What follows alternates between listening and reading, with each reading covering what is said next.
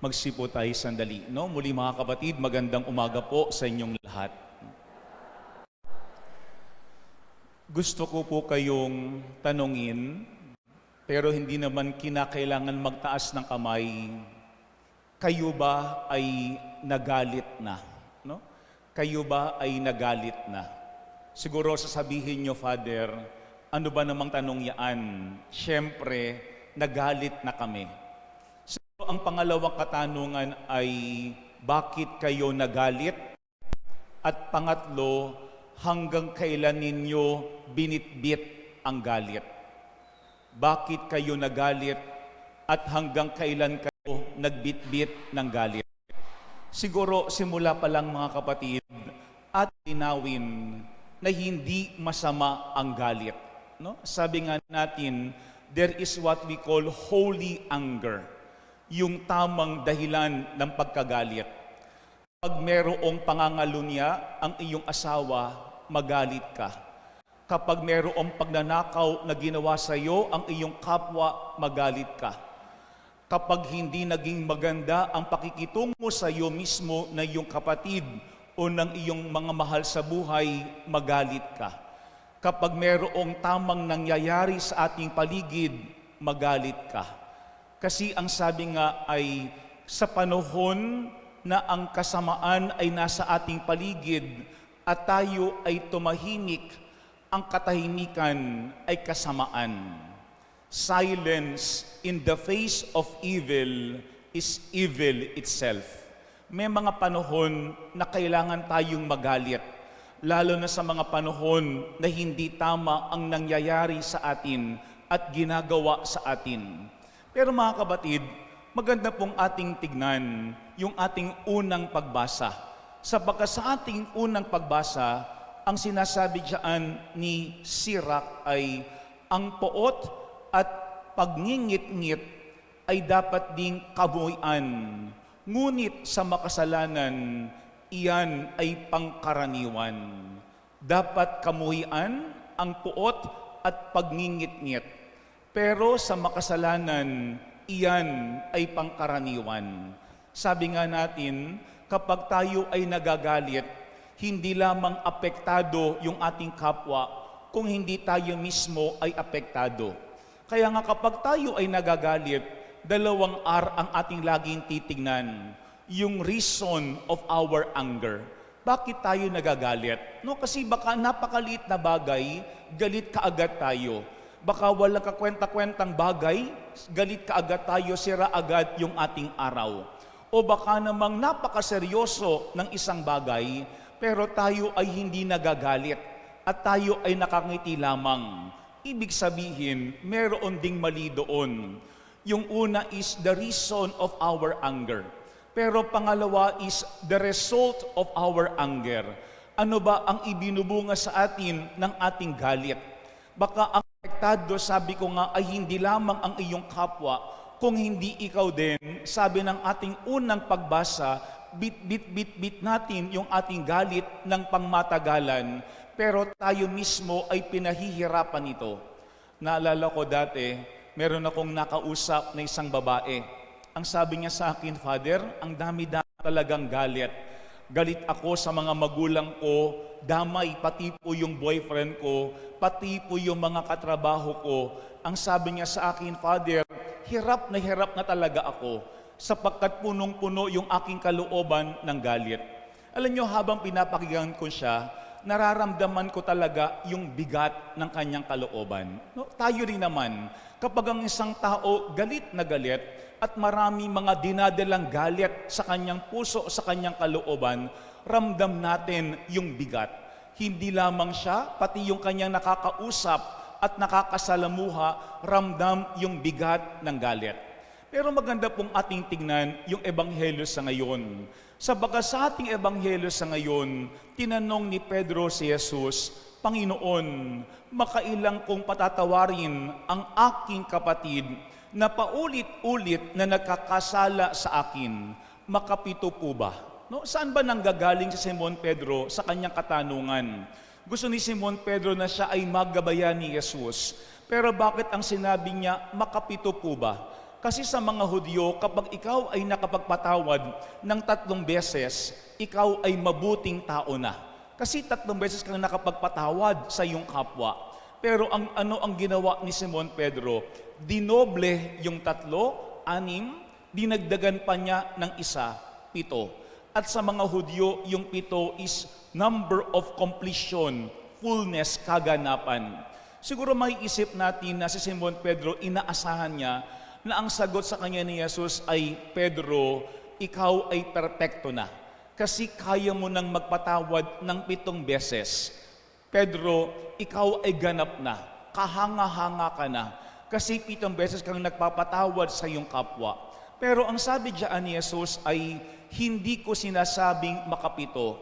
Kung hindi 70 ulit pa nito, 70 times 7. Yan daw po ay ekspresyon ng mga Hudyo na ang ibig sabihin, always, palagian. Kuro dito tayo nagkakaroon ng problema. Kasi kapag sinasabi nating patawarin, palagian yung ating kapwa, teka lang, baka ako'y nalalamangan. Teka lang, baka ako ay nauuto. Teka lang, baka yan itanda ng kahinaan. Kaya nga madalas ang sinasabi natin is forgive and forget. Ang tanong is, can we really forget? Talaga bang kaya nating makalimot? No? Bilang mga tao, mahirapan tayong makalimot kasi bahagi yan ng ating pagkatao, yung ating memory. Maliban na lamang tumanda tayo, magkaroon ng aksidente, magkaroon tayo ng demensya o kaya ng amnesia. Hindi natin nakakalimutan ang ginagawa sa atin ng ating kapwa, lalo na yung hindi maganda sa kaliit-liitang mga bagay na ito. We remember everything, every detail done to us by other people. Lalo na ng ating pamilya, ng ating kamag-anak, ng ating mga kaibigan na hindi naging mabuti para sa atin. Sabi nga nung nabasa kong quotation, hindi magandang karanasan ay nag-iiwan ng peklat sa atin na mahirap burahin ng pangmatagalan. Nag-iiwan ng peklat sa atin na mahirap burahin ng pangmatagalan. Mga kapatid, how can we forgive and forget if we really cannot forget? Siguro before we could forgive and if we cannot forget, ang ating kailangan gawin ay isang bagay. We remember. Tayo ay alalahanin natin. What do we have to remember?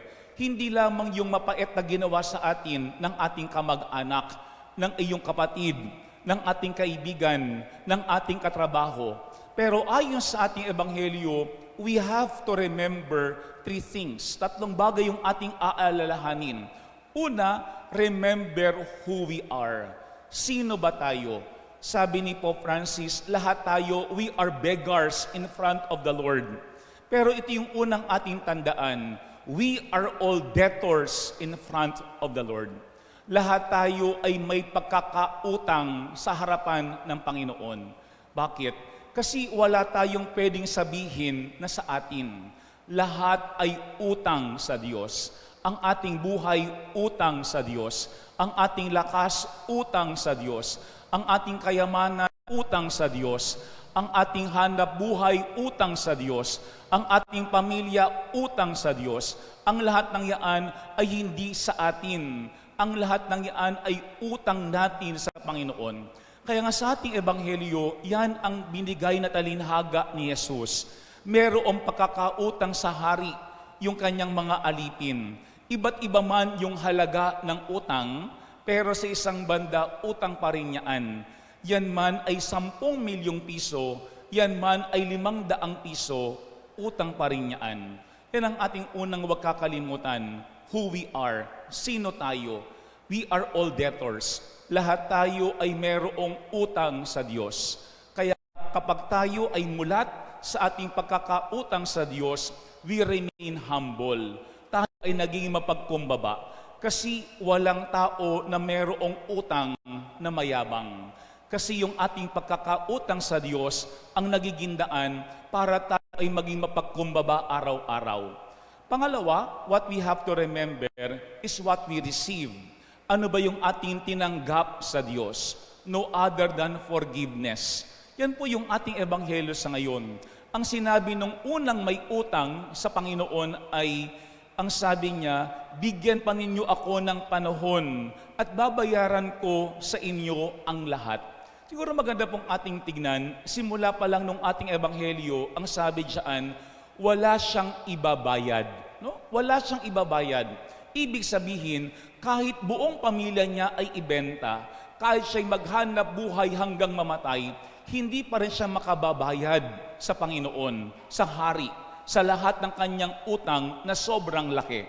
Pero ang sabi ng ating ebanghelyo sa ngayon ay nanikluhod ang taong ito at sa harapan ng hari nagmakaawa, bigyan pa ninyo ako ng panahon at babayaran ko sa inyo ang lahat. Naawa sa kanya ang hari, kaya pinatawad ang kanyang mga utang at pinayaon siya. Ang hinihingi niya palugit, pero ang ibinigay sa kanya ay burado ang lahat ng kanyang utang. Something he did not expect. Something he did not deserve. Ano yun? Forgiveness. No? Kapatawaran. Burado ang lahat. Kuro mga kabatid, kung tayo yung taong yun, ang sabi, 10 milyong piso na hindi kayang bayaran, binura ng hari. Ano yung ating mararamdaman? No? Siyempre, we will be grateful. Tayo mismo magagalak, magpapasalamat. Hindi lamang sa loob ng 1 linggo, 1 taon, baka ating sasabihin ay buong buhay ko, Panginoon, pasasalamat ang aking igagante sa iyo. Bakit?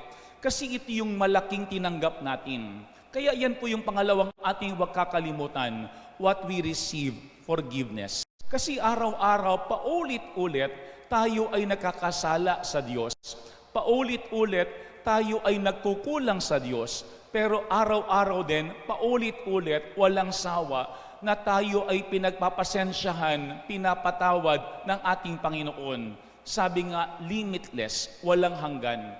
Pangalawa, let us not forget what we receive, forgiveness.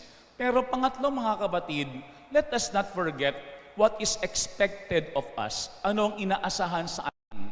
Kasi baka iniisip natin, okay ha, napatawad na ako, tapos na, simula na ako ng magandang buhay ko. Pero sa ating ebanghelyo, pagkatapos na siya ay mapatawad, yun dito ay nakatagpo niya ang isa sa kanyang kapwa lingkod na may utang na 500 piso sa kanya. No? Kitang-kita natin, yung dating mayroong pagkakautang, nag-iba na. Siya na ngayon ang mayroong nagkakautang sa kanya. Yung dating debtor, siya na ngayon ang inutangan. Pero magkano ba? 500. Kung ihahambing sa, sabi nga, 10 milyong piso, baliwala yun.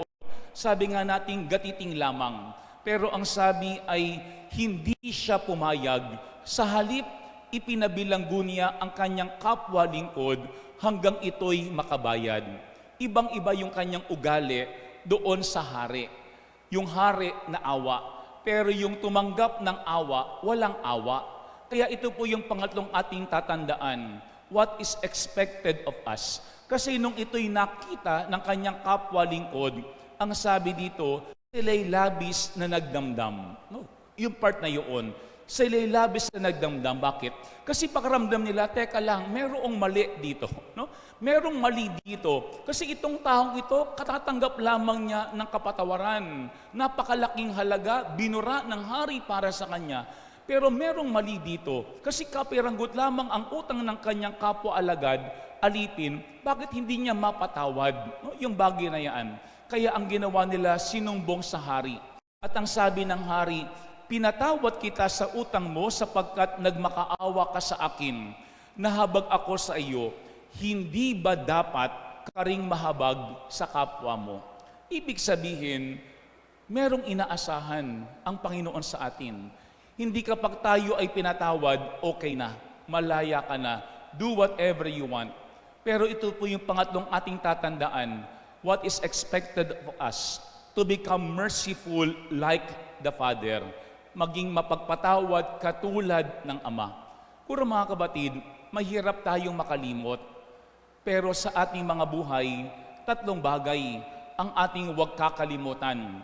Kung tayo ay mahilig makaalaala, alalahanin natin sino tayo.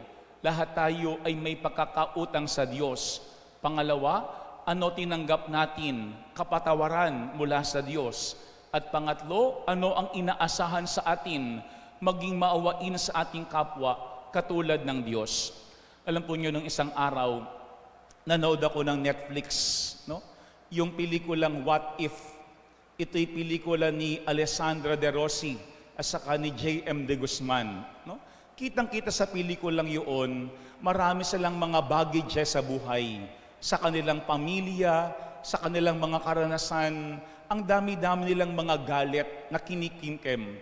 Kaya sila ay lagi nag-aaway na mag-asawa.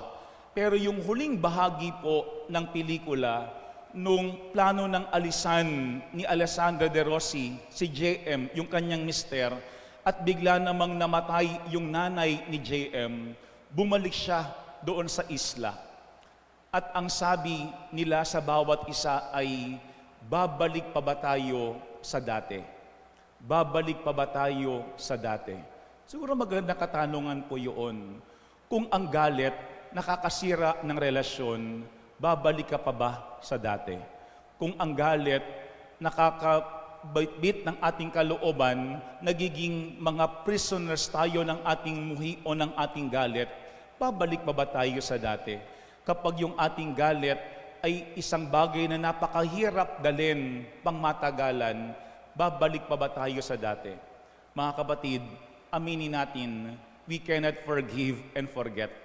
Pero first, we have to remember. Remember who we are, remember what we receive, and remember what is expected of us. Kung alam natin ang masamang epekto ng galit sa atin, babalik pa ba tayo sa dati?